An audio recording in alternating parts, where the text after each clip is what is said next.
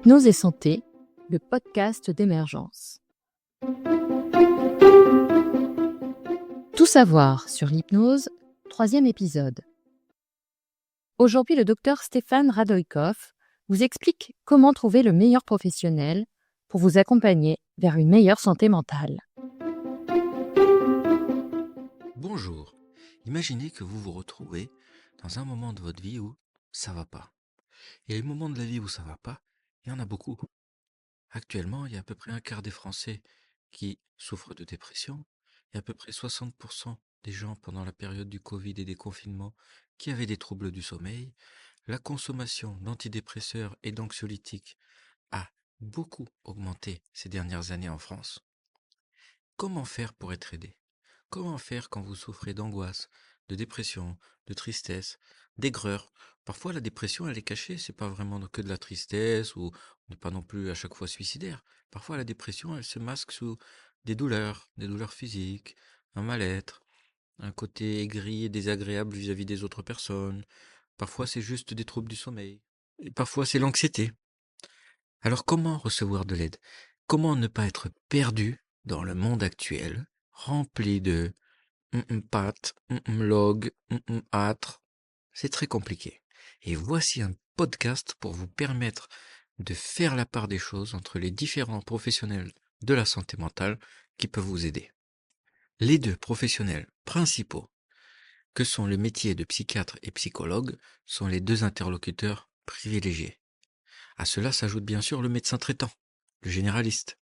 Malgré le fait qu'il est de nos jours difficile de trouver un généraliste, c'est pourtant extrêmement important. Pourquoi?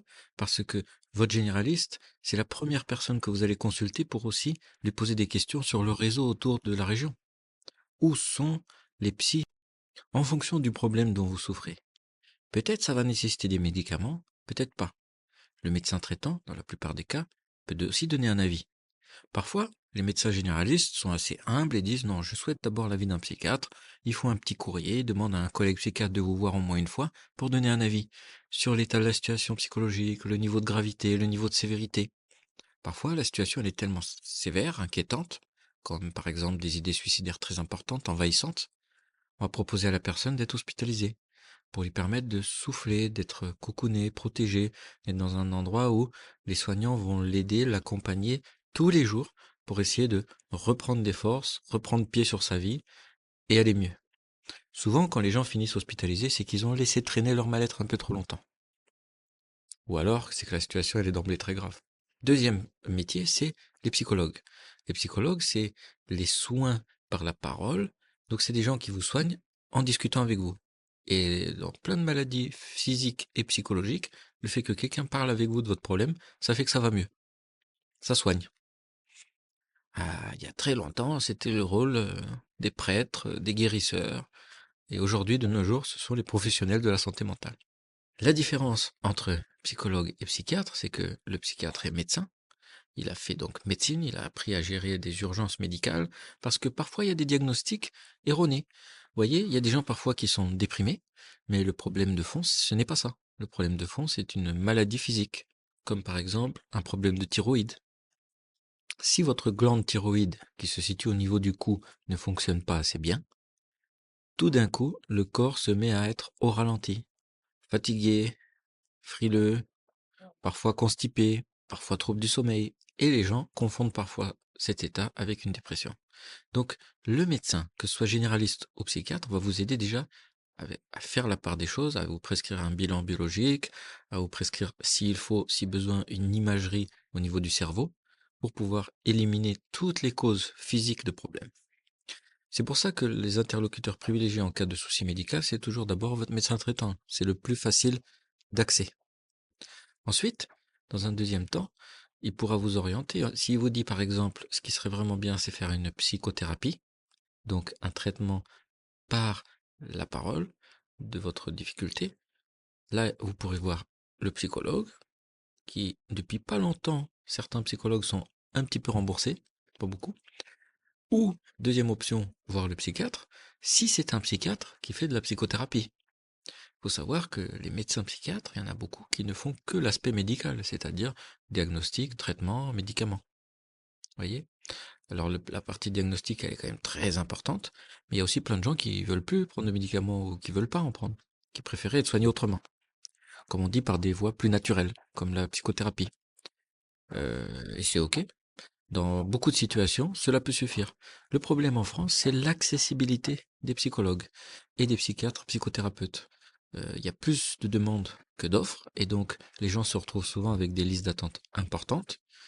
Malheureusement, c'est la réalité du terrain. Et donc, dans cette situation, soit si ça peut attendre, vous attendez, soit le médecin traitant parfois est lui aussi ou elle aussi formé à la psychothérapie, ou alors les gens, comme ils n'ont pas beaucoup de choix, ils se tournent vers ceux qui peuvent. Donc des livres qui aident à aller mieux.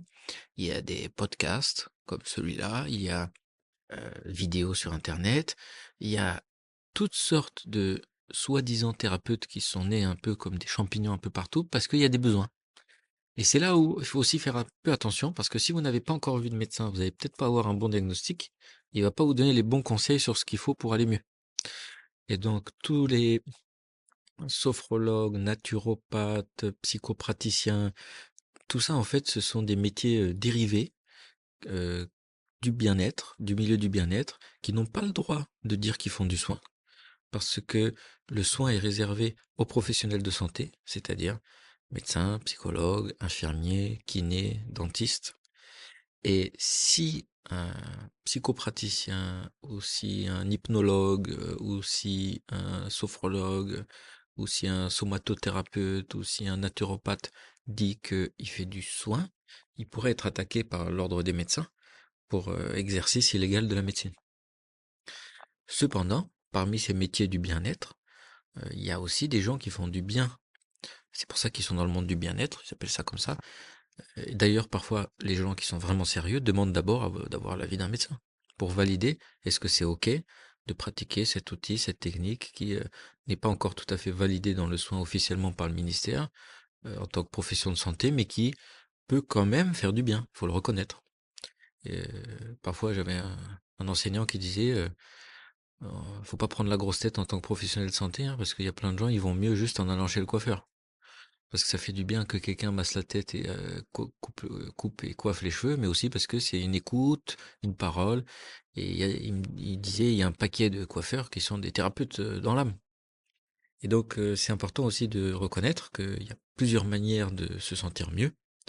Mais dans un premier temps, je vous conseille quand même de consulter un professionnel de santé.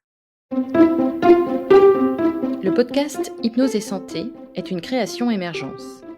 Pour toute question, nous serons heureux de vous accueillir sur hypnoseaupluriel.com.